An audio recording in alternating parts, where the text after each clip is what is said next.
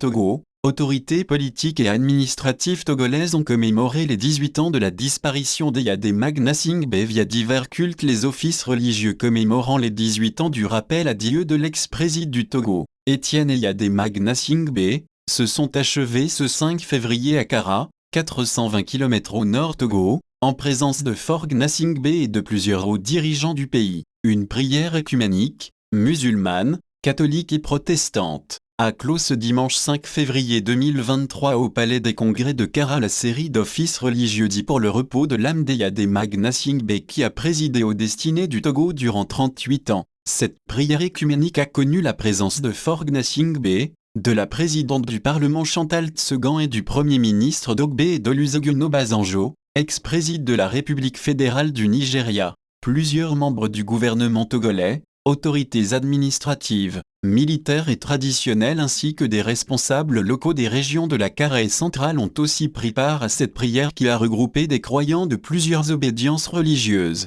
Dans les chefs-lieux des 4 autres régions économiques du pays, d'autres offices religieux ont également eu lieu ce 5 février pour la même intention, le repos en Dieu de Gnassingbé et la survivance de la cohésion au sein des populations togolaises. À Lomé et à Kara, des veillées funèbres avaient déjà été organisées ce 4 février 2023 pour prier pour le repos de l'âme du défunt et l'enracinement de la culture de la paix et du pardon au Togo. La veillée de Kara a connu la participation d'Olusegun Obasanjo, du diplomate ivoirien Mondano, du Conseil de l'Entente, aux côtés de Faure Gnassingbé. La veillée à Lomé a réuni diverses autorités politiques, administratives, militaires et traditionnelles sur la paroisse catholique de Bek-Likame. Des prières musulmanes avaient ouvert le 3 février dernier cette série d'offices religieux commémorant les 18 ans du décès de Gnassingbé dans les chefs-lieux des 5 régions économiques du Togo. Des prières qui ont aussi imploré la grâce divine pour l'enracinement de la cohésion au sein des populations togolaises.